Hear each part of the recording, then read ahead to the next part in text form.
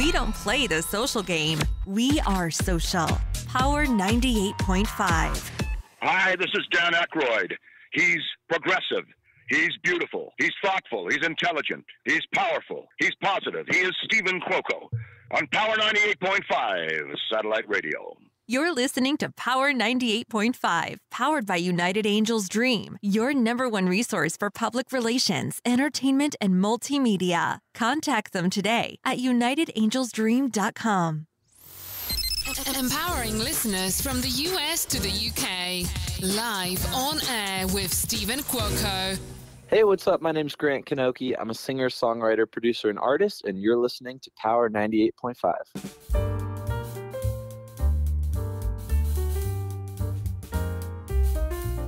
Is the sun out? I think it's going to be a nice day. In and out, sunshine. That's fine with me. We're in the 60s. Oh, I don't know if I want to do that. You know, all right, so my team wants me to, they thought, you know what, why don't you start adding a little bit of your thoughts? You know, since you're in PR, Stephen, and you've been in the industry for over 30 years. You know, yeah, I've been told that people we've been getting feedback that people want to know my opinion. And I'm like, really? Like, you want to know my opinion about what's happening in the news and things? And I'm like, I don't want to follow the trend of what other people are talking about. Had a little bit of a tongue twist there. You know, I mean, I don't mind doing that. I just don't, you know, I leave that up to the late night shows and other people of what they're sharing. Also, to be quite honest, I can have a very, very raw, objective and subjective viewpoint on things. And as I grow more popular and more famous, I have no desire to plant seeds that can turn around and fuck me in the ass and really, really, you know, then have a great career and then someone go back a couple months or a couple years and be like, you said this and we're going to put you on blast because, you know, we want something to talk about and we feel like a victim right now and we don't appreciate what you said, but yet, you know, I don't even know how to wipe my own asshole. Well, shut the fuck up. You know, I mean, really. You know, I mean, what really? I mean, I think for the most part, here's the thing. We've got actor James Pratt on today. He's newsworthy. Everyone I have on my show is newsworthy. Everyone. They wouldn't be on my show if they weren't a great person that have great topics, a great personality. They don't have to have a fucking storyline. I don't care about that. What I care about is to do what I love to do and to build relationships. And these are people like today, we've got James Pratt that I'm building relationships, or I already have. I've known James for several years. And now finally, after several years, he is finally on my show. And it's been worth the wait. He and I had a conversation before we went live, and James was sharing with me how things are like going a bit slow, and to share, my clients are going through that. I'm experiencing that. It's like, what's going on with the process? Why is it taking 2 months when it should be done in like 48 hours, literally? Whatever God, the universe, the angels, whatever is meant to happen, I am trusting the timing. It annoys me a little bit about, you know, 2023 has been a great year. I feel like I've done 6 months going on 7 worth of work within a month, and I'm loving it. Other than that, you know, if you feel that something is not too fast in one area of your life and you're looking for speed, you're looking for consistency, you're looking for something that doesn't feel so mundane, because sometimes a lack of movement or no movement can feel mundane. Go run, go jog, go take a walk, get on your computer, send out an email, write an article, do something and make your own speed work for you. And honestly, as an emotional mental health technique, that's what I do. When I'm feeling frustrated, annoyed that things outside of my body and embodiment and in this world that is not going at the speed that I appreciate, I create my own opportunities to the speed that I want it to be. And I feel really, really great emotionally, mentally, physically, and spiritually. I feel great when I take power in my own hands to do what I want to do at the speed that I want to do it. Because honestly, when another human being or somebody else is involved, you've got to play with the teamwork role and figure out how you're going to be on this journey together. It's just reality. It's just part of being human. So that's my emotional mental health suggestion. Do something for yourself that gives and fuels and enlightens and enhances the self-empowerment for you to live the life the way that you want to. We've got, I'm going to bring this up to date. We've got music artist Justin Love. We're doing a live music drop Valentine's Day. I'm excited. You're going to hear it first and only on Valentine's Day. Justin's new song, No Friends, and we're going to be playing that live here, 8 a.m. Pacific, 8 to 9, 9 to 10. I still have to do that. I still count with my fingers sometimes. You would think after all these years I would have it down pat, but no, when you like traveling back and forth and going in different timelines, it's good to just check in and make sure you're getting the time right, because I have messed up when I haven't checked in. So 8 a.m. Pacific, 11 a.m. Eastern for all my, East Coast, New Jersey, New York family. Justin Love, live. And No Friends is going to be the track that we're going to be playing exclusively here on Power 98.5 Satellite Radio. We've also been getting questions about Catherine Swain. When's Catherine getting her butt back in the U.S.? People have been wanting a new show. Well, she's got a producer, director from Netflix. He's got other award-winning projects that's coming up and already finished working on. She's putting that together. I think she's coming back next week. She's in Barcelona or somewhere right now. But just to let everyone know, Catherine is coming back, and she's got an all-star lineup of guests and people that she's interviewing. Resilient You with Alicia Pizzoni. She didn't have a new show for today, but that's okay. Just check the schedule. Head on over to power985.com, or you can check us out on your iOS or Android app. Download it, Power 98.5. The schedule's there. We actually added it in another section. So when you're over on Power 98.5, you can either click the live music, the schedule is there, or you can click the tab and then where it says talk shows, you can go ahead and check the schedule there for all upcoming shows, pre-recorded, and just like the lives that I do, we do re-air those sometime later on during the week or the following week, and that information's always there. I know that I'm working on getting a DJ to perform live on Power 98.5, getting that in the works to get a, summer's coming up. I definitely want to have weekend DJ segments. So I'm working on that. My dear friend, I'm excited about this. Gina Pekka from Netflix Pressure Cooker Season 1. She's going to be on February 15th. That's a Wednesday, 11 a.m. Pacific, 2 p.m. Eastern. Have any questions, comments, you want to share the love, or even tell us to, you want to shout out, any of the guests on my show, whether you're on the website or the app, just go ahead and click the messenger on the bottom right-hand corner and send us and share with us your love. It's the quick and easiest way. And how many other radio stations do that, where you get direct access? You don't need to worry about calling in. Just send us a message. And it's quick, it's immediate. We don't have to, waste time. It's boom, boom, boom, boom, boom. And we will share that information. And if you would like to be a guest on any one of our shows, you can email us at power98.5radio@gmail.com or contact@power985.com. I will say a couple things that I find a little somewhat interesting, and I'm going through right now, and to be honest, I find a lot of the content that's you know, I call fluff media on, you know, the news here. It's like, why? I think people just want to talk just to fucking talk. I don't, you know, I'm just going to honestly say I don't find anything really interesting here to really share or to add in my point of view, except I find this slightly amusing.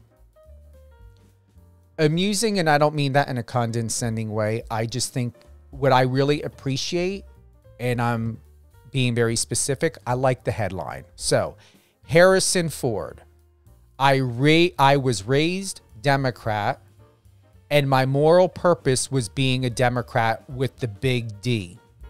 Now, you can take that however you want it. I'm going to read that one more time.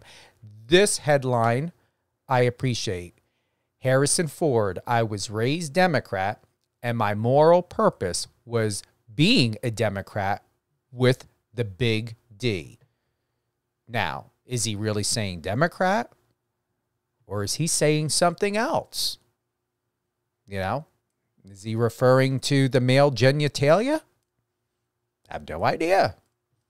Either way, I just looked at the headline. I'm not even going to bother reading the article because the headline says enough. Sometimes you just read the headline. But when it comes to my show, it's worth listening to the whole thing because you never know what golden gems are going to come up, what's going to happen, what we're going to talk about. And there's a lot we cover in such a short amount of period of time. I will say here, I enjoyed that Pamela Anderson documentary on Netflix. I encourage people to watch that. I don't care whether you like Pamela Anderson or not. Netflix has been doing a good job with their bio docus or docu-series, whatever you want to call it. This was really done well. And I'm surprised. Her son said that she only gets $4,000 in royalties for the Baywatch. I'm shocked. I would never thought that she just gets a $4,000. I think that's he said for the year check. That amazes me. Yeah. No. Something else here interesting. It's just gibble garble. Gibble garble. And I'm not going to be going in a lot of the other stuff. You know, I believe you got to be careful what you put in your mind. And I don't get into a lot of this. You know, I'm proud of my show. I'm proud of what I do. I'm proud of the information I offer to people. You know, it's genuine. It's real news. Someone said that I reminded them of, and I'm going to have to ask, you know, James, but that really awesome guy, he passed away. He was always on the stage. And that's how I like my interviews to be. I like them to Inside Actors Studio, I believe it was. Thank you. I believe that's what it was called. I appreciate that. Like, you really get down to the heart to know why you love this person, why you should love this person, what inspires you about this person. Why do you follow them and enjoy watching their films and shows? You know, that's the real investment, is to really educate yourself to know why you're putting time into watching a film, why you're putting time into watching a television show series. What is it about it that moves you and inspires you and really brings you to a place of a sense of fulfillment, whatever it may be? You know, just like with James Pratt, you know, that we have on today. He's an actor, director, and a 3-time Australian Auctioneer of the Year winner. And James has got a really incredible following. And with this show, we're going to find out more of why James is so incredible. But we're going to find it because the people that I have on are not out there creating smoke and mirrors. They want the real investment. They want to invest in you, to build really, really good quality relationships. And the artist, you know, values that, and so do the fans. Sometimes I don't even like to call it, they're family. I think sometimes to call someone a fan is just a marketing advertising word. It's family. You know, even if somebody is an acquaintance, when they're spending money on a ticket to see you, when they're paying money to download a music, when they are, investing in you, that's more than a fan. He is a recipient of various, James Pratt, now I'm talking about, he is a recipient of various international awards, including winning Australia's top 5 under 35, Best Actor at the American International Film Festival, Best Actor at the Beyond Hollywood International Film Festival, and winner of Best Director at the 2022 Cannes Film Awards. James' career in film started when he made a short film for $200 in remote outback Australia that went on to be a finalist in the NBC Universal Short Fest. Since then, he has gone to work on Oscar-nominated feature films and leading television series. His latest film, Malibu Crush. Let me start that over again. His latest film, Malibu Crush, in which James plays the lead role of Michael Chase, premiered at the TCL Chinese Theater in Hollywood over September and has scored over 26 festival wins. You see what I'm talking about? Just like inside the actor studio, this James is a person. He is a brilliant talent. He's winning awards. And he's winning awards because he's earned those awards, not paying for these awards. Even when someone is investing and they are, an executive producer, they're putting money into their projects, they're doing it. And I'm going to say for James, I believe James does what he does because he has a bigger and better reason to do it.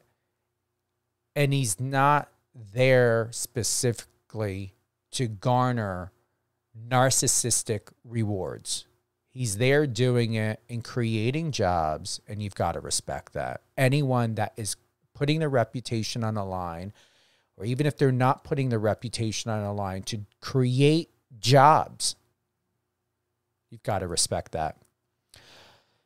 James, welcome to Live on Air with Stephen Cuoco.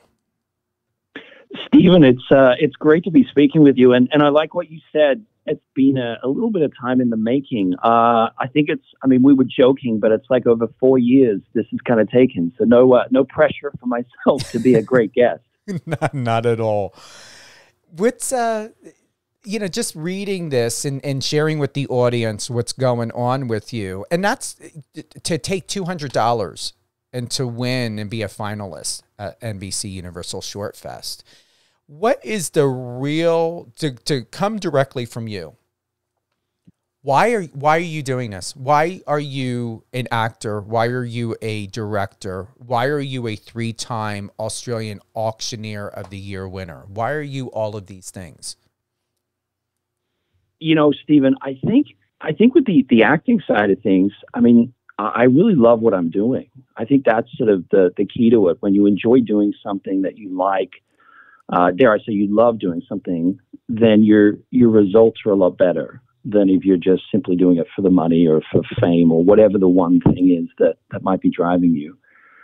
So I think that would probably be the key. But the other side of it too is I think what I'm most passionate about with the filmmaking is just telling stories, something that's pure as that, rather than, well, I want to be an actor, but I only want to be an actor if I'm the cool guy, or, I want to be famous, but I don't want to go to acting school, but I want to be an actor. Like it's pretty simple. It's, I just love telling stories and I love what I do.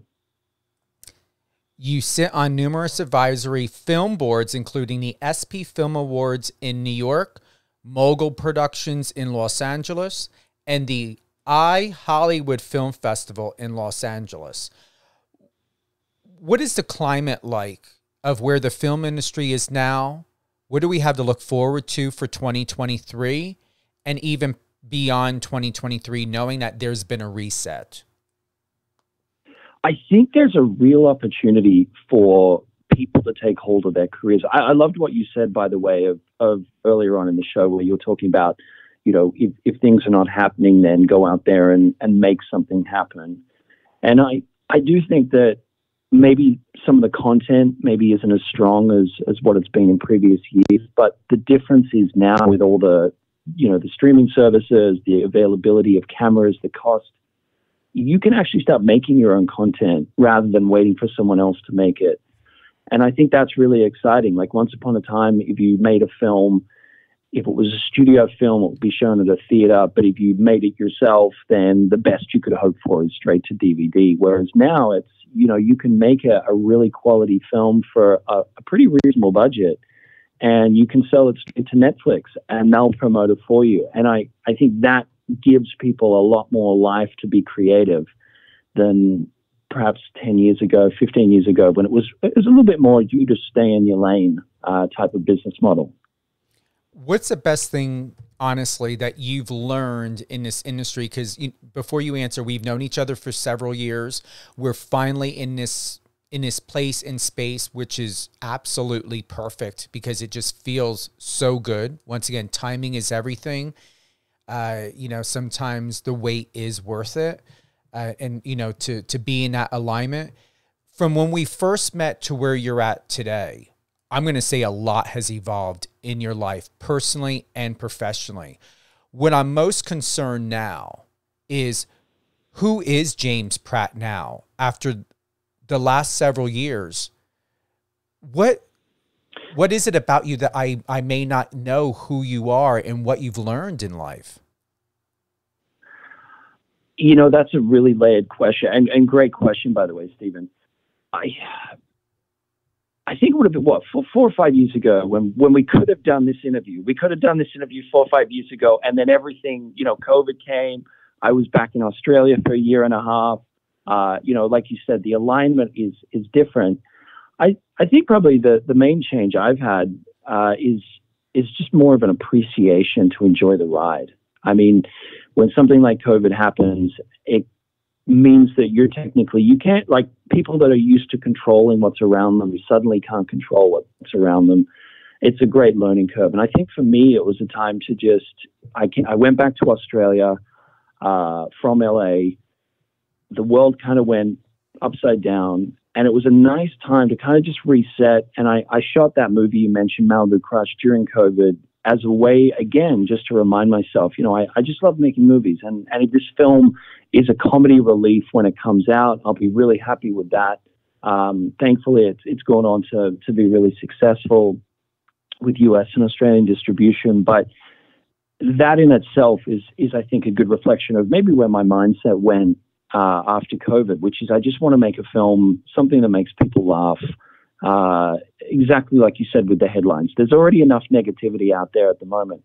Whereas maybe 5 years ago, I was probably, a little bit inside my head a bit, like as in like it's work, and didn't get that chance to kind of stop, get a third perspective back in Australia, come back.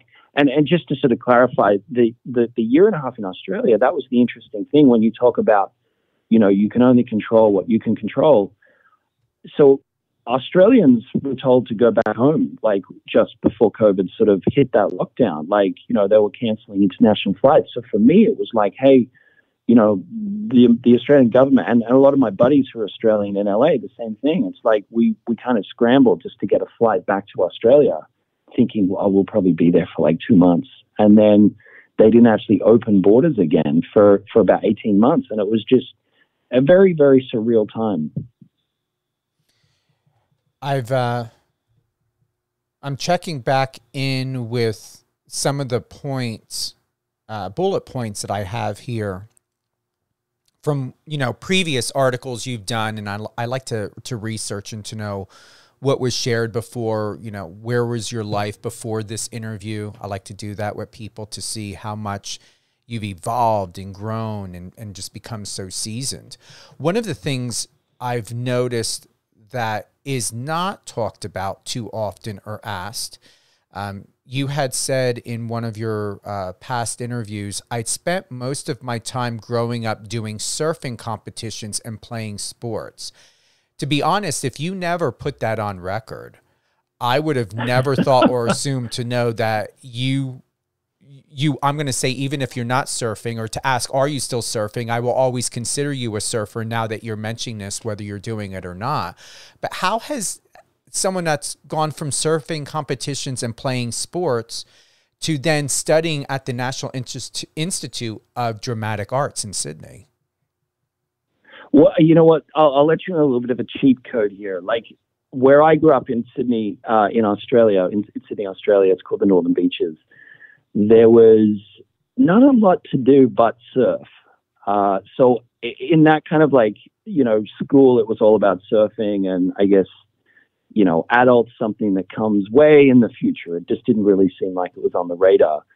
But how it kind of turned quickly is it's sort of, I 17, graduating from high school, and it's like, well, if you want to be a professional surfer, then like it's a pretty big jump. Like you've got to go on the qualifying tour. And I actually had a friend of mine that I grew up with. He became a fully fledged on the world tour surfer, and the lifestyle is just, it's insane. Not that I was ever even going to get on the world tour, but the sort of jump from being a kid that enjoys surfing, maybe doing some surfing competitions, and then becoming a professional is just, it's huge. So for me, it was very much like, okay, so finishing high school, and now it's kind of like time to be an adult. And I did remember my parents at the time, they kind of gave me that talk where it's like, well, you have to now start being a bit more serious with your life, because before that, yeah, it was playing sport, having fun with my friends, surfing, kind of like one of those like vacation movies that you see where they go to like, a beach house for the summer. I'd say that's probably like the first 16 years of my life kind of was like that. And then came the point where you kind of have to grow up post high school. Films such as Dumb and Dumber, Heat, Point Break, Star Wars, and American Pie, these Hollywood productions all had a big impact on me growing up. With you making a reference to that, I'm going to honestly say the original Dumb and Dumber, I get it. Point Break, love it. Patrick Swayze, Star Wars, and American Pie. It reminds me of something to where if I were to hang out with you, James, does that mean with this potential, Dumb and Dumber and American Pie, these moods and feelings, are we going to have like a Las Vegas hangover type of night filled with action and in suspense, like it's a Star Wars film? And then when the cops come and wondering, okay, who busted up the hotel and made all this mess, we're going to say, well, no, we were point breaking out there in the waves out in the Pacific Ocean or Atlantic Ocean or whatever. We could definitely use that alibi. We were just surfing off Malibu Pier the whole day. That couldn't have, definitely could have been us. Yeah. So, by the way, that's great research, Stephen. You've really done some great research. Like these are kind of like the interviews that you're mentioning that I've done. These are kind of just, I guess you could say, pinging in my brain, going, it kind of sounds familiar. I think I did that one. I think I said that. Yeah. I was going to say, you've done really well. Now you see why I made a reference in the beginning of the show. I watch what I say, because there's going to be at least one person that's going to do their due diligence, and they will dig and dig and dig to find everything that could stand out. So, yeah. I'll tell you a funny story on that quickly if you want to hear it, but I did a podcast interview once, and it was quite funny because, when we're talking about hosts not doing research, so this guy didn't really know me, and he was overseas, and he did all this research, but unfortunately he did research for Chris Pratt, not James Pratt.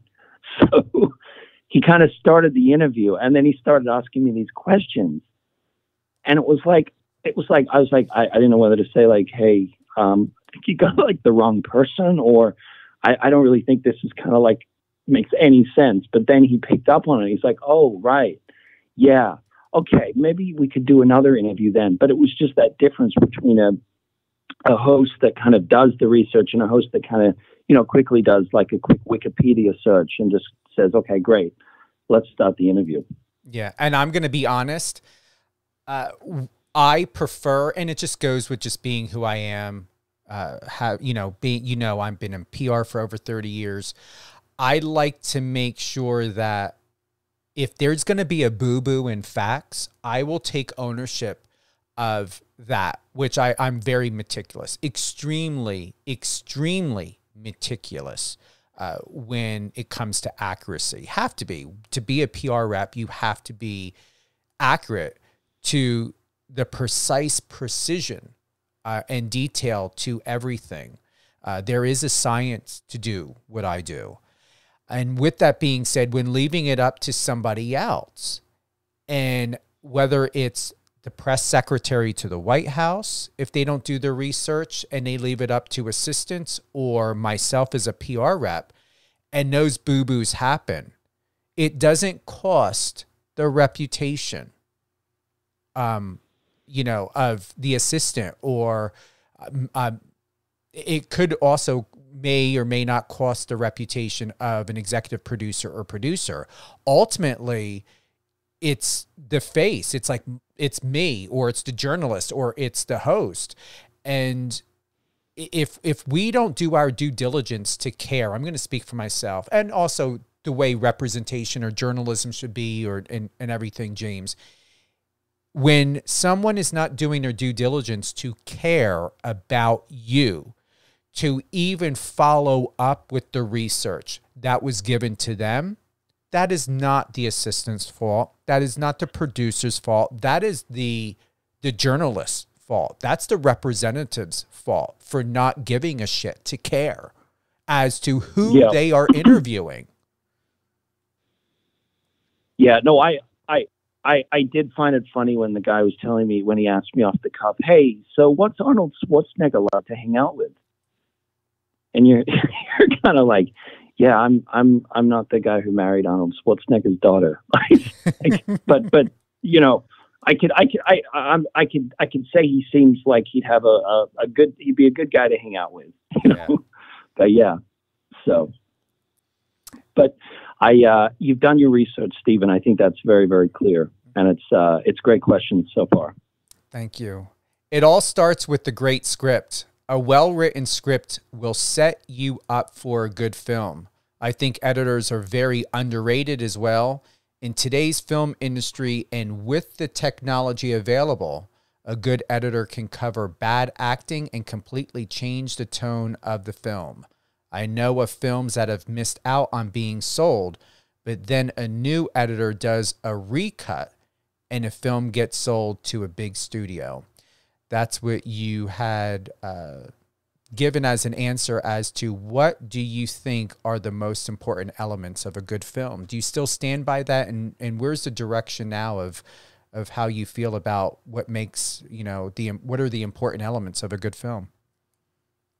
Yeah, I can't stress enough how much an editor kind of makes a difference. And I know it's kind of like an ever-changing kind of landscape, because what, for example, an editor could do 5 years ago versus what they could do now, it keeps getting more and more. But I've seen firsthand films where the first cut, they've gone in there, it hasn't sold. And these are studio films where the studios, you know, either picked up the option on it after it's been recut.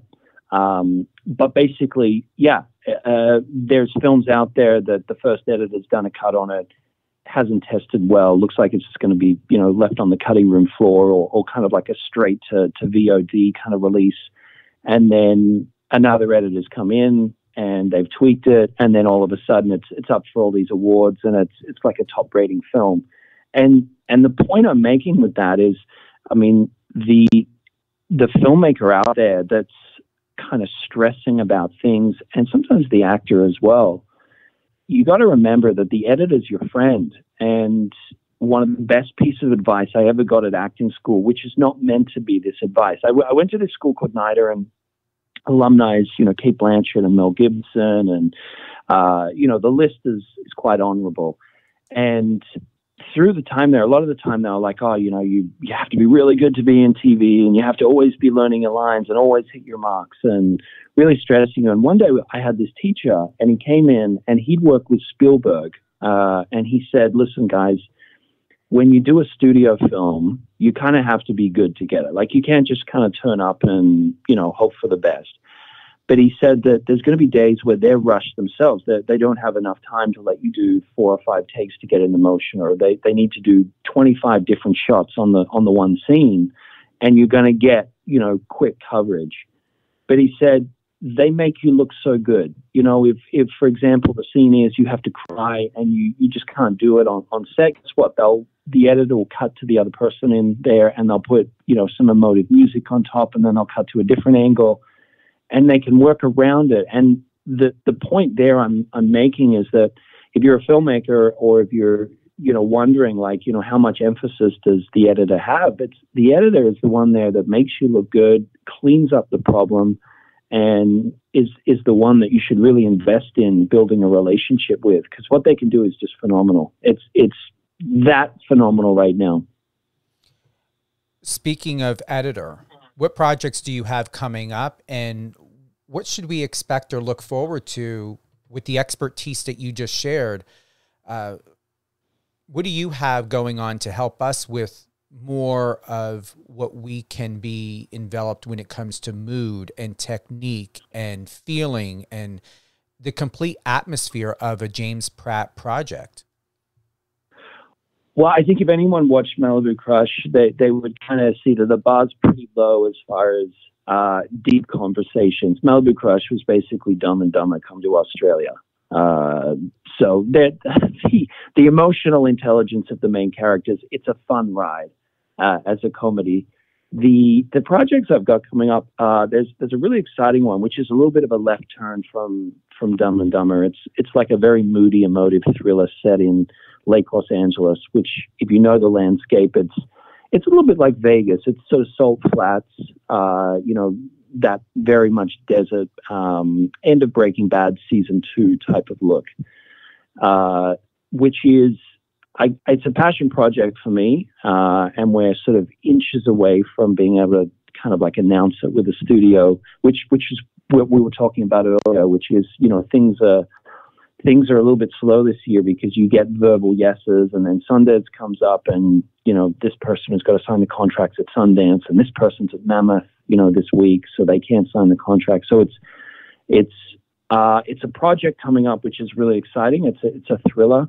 I just shot a TV pilot. We'll see how that goes, and I have another film that I was behind the camera on, which I keep a lookout for, which I've done a bit of associate producing for, which is called The Forest Hills, which is Shelley Duvall. It's a thriller horror as well. So there's a few things sort of in, I guess you could say, in that thriller, moody sort of landscape. I'm looking forward to attending all your red carpet premieres and also any projects that you're working on. You know, I want to get back in front of the camera. I think you should, Stephen. I think you should. I have a question for you. You know, let's say tomorrow someone comes to you and says, Stephen, you could do anything you want. What genre do you pick, TV or film? All right, you asked. I really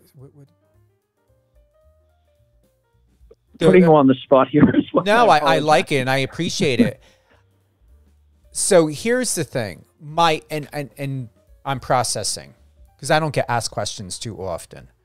My first thought would be film, because I believe that you've got more time to be able to process and to articulate and to be able to expand and express oneself.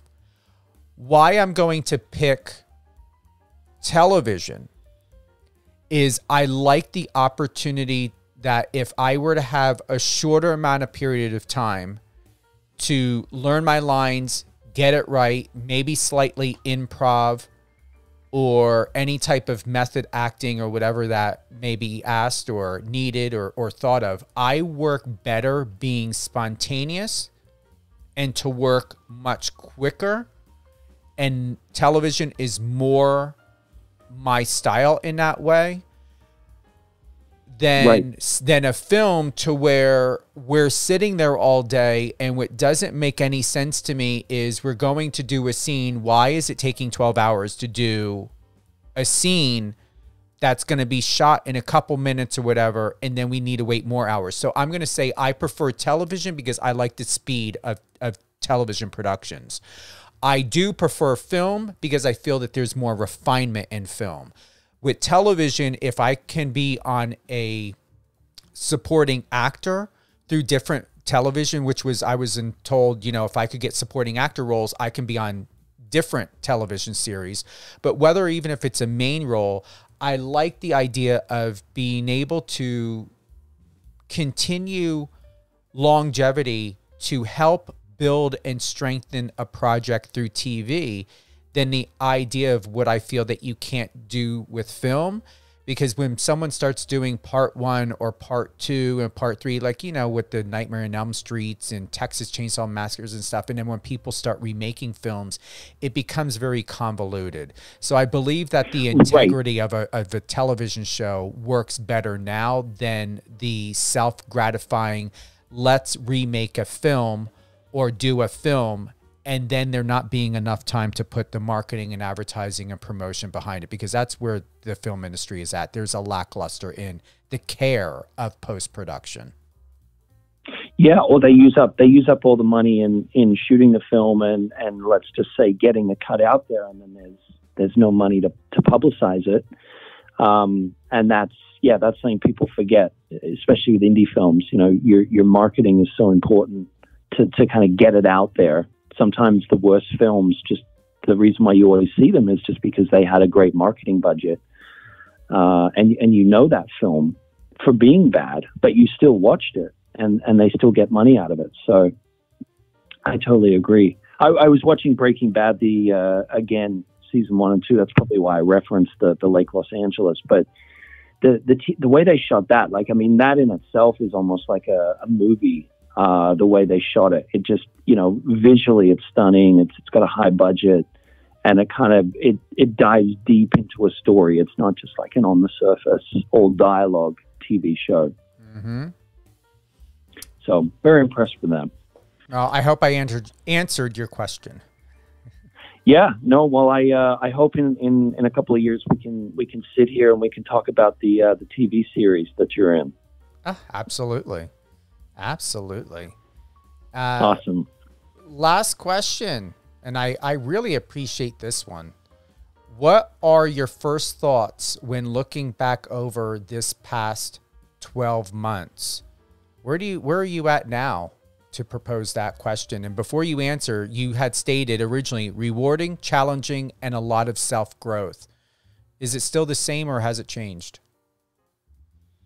It actually feels very much like the same, but it feels like last year, like let's say we talk about the 12 months last year, it feels like a long time ago. Like, you know, this year started and it seems like that, you know, that port we've sailed like away from further than, you know, even though we're still not that far off from last year. So I'd say the same thing. I want to thank you, James, for being with us today. It's a true honor. I'm looking forward to being and working on, or even as a PR rep on any future projects you're working on. All great things, James Pratt. I believe your Instagram, Twitter are James_Pratt7. Your LinkedIn is James Pratt, and your YouTube is James Pratt Official.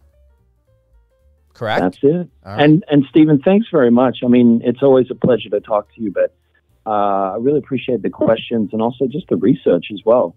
You're welcome. Yeah, this is a brand new experience for you with me.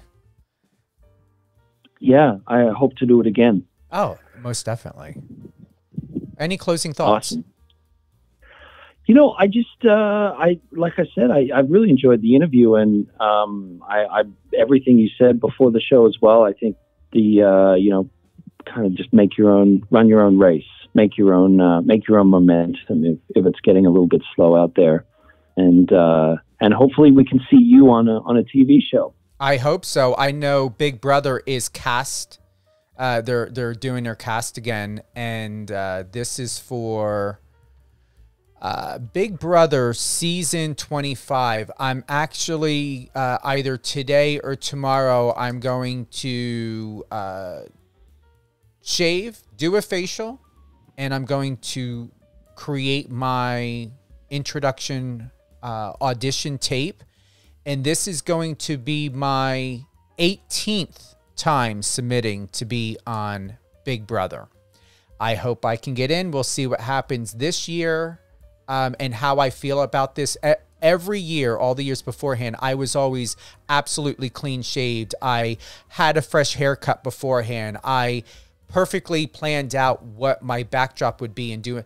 This year, I'm not doing none of that. This year, I'm just, just trimming down the facial hair to be as close to my face as possible. I'm not getting a haircut. I'm keeping my hair long the way it is. I actually like it. I've got more of my curls when I grow my hair out long.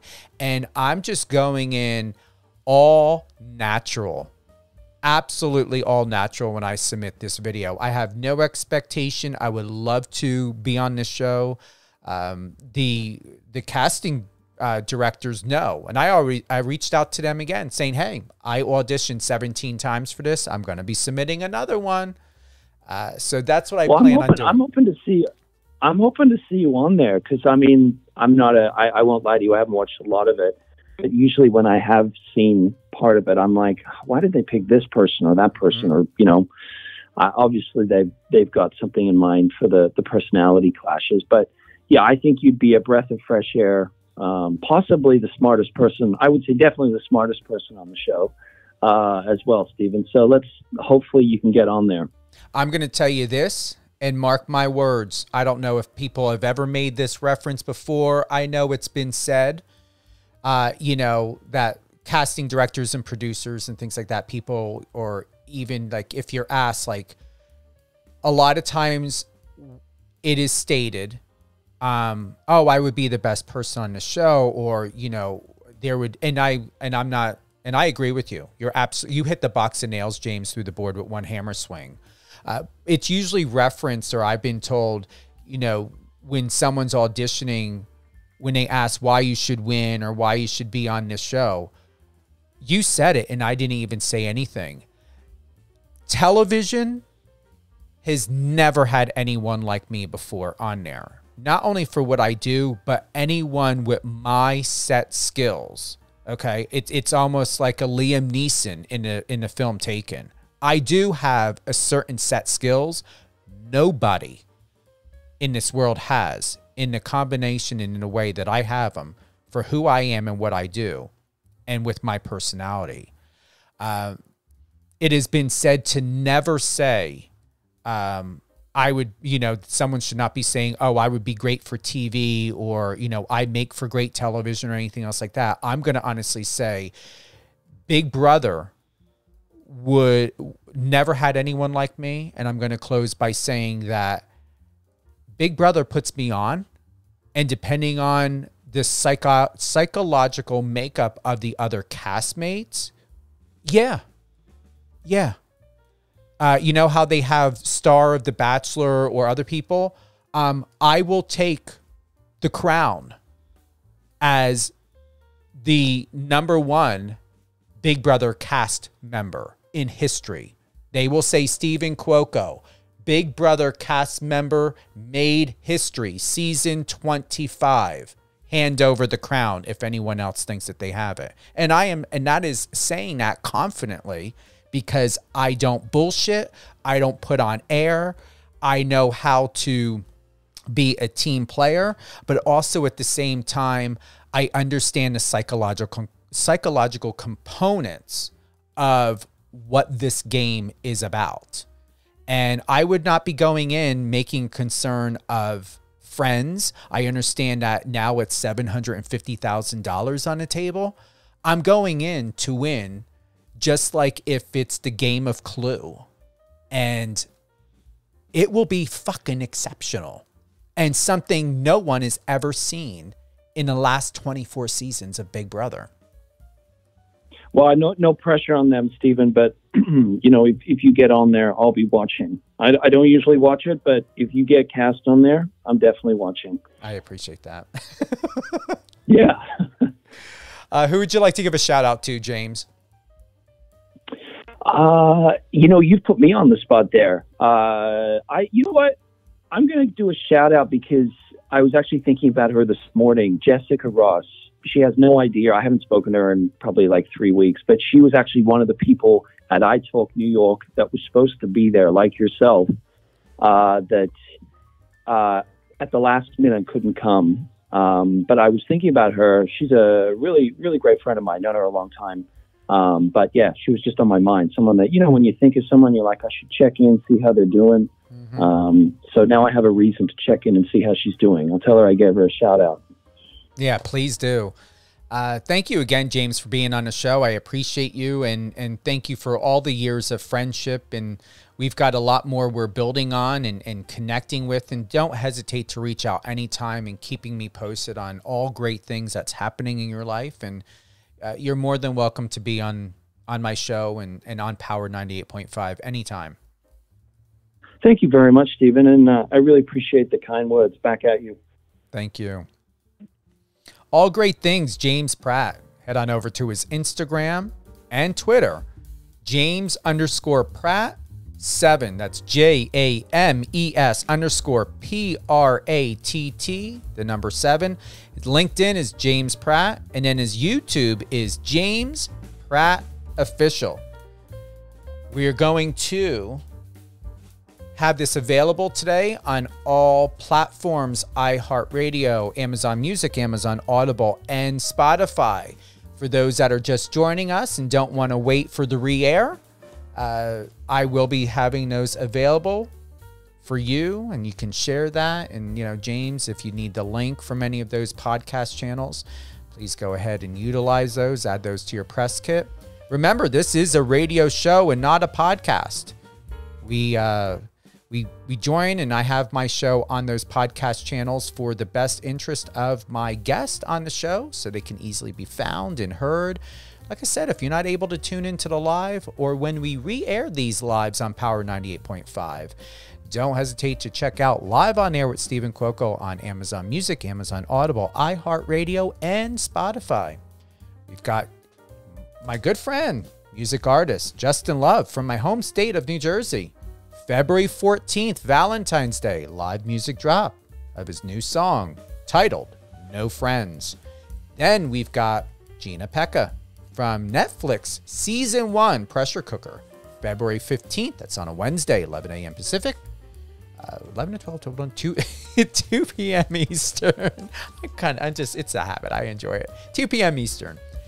Always check Power 98.5 for all things Live on Air with Stephen Cuoco, Catherine and Company, and Resilient You with Alicia Pazzoni, new music and more. We are a commercial-free radio station, and we're always adding new music almost every week. I break the traditional radio station stigma. Do not play the same music for 3-6 months on end. We are refreshing the station with the millions of music artists. There's no reason why new music cannot be added. And every week to every other week, we are adding at least 10 to 50 new tracks to the station. Once again, all great things, Power 98.5 satellite radio, power985.com. Download the app, tune in on Alexa. And remember, we stream live on Streamitter, Streama, MyTuner, which is one of the most popular that my stations also listen on, Live FM radio, and more. 200 countries. And yeah, it's that exciting. Can we go ahead and check the message just in case if there's a shout out at all? Just in case. Claudia, thank you. Claudia from New Hampshire. She's giving a shout out. Thank you, Claudia, for the love and support. Have a great weekend, everyone. Valentine's Day is just a couple days away. Before you try to love someone else, remember to love yourself first. Because you cannot even try to love someone else when you don't completely know how to love yourself. I hope that helps. That came to my mind to share from a closing thought, or with the closing thought. Have a great weekend and much love.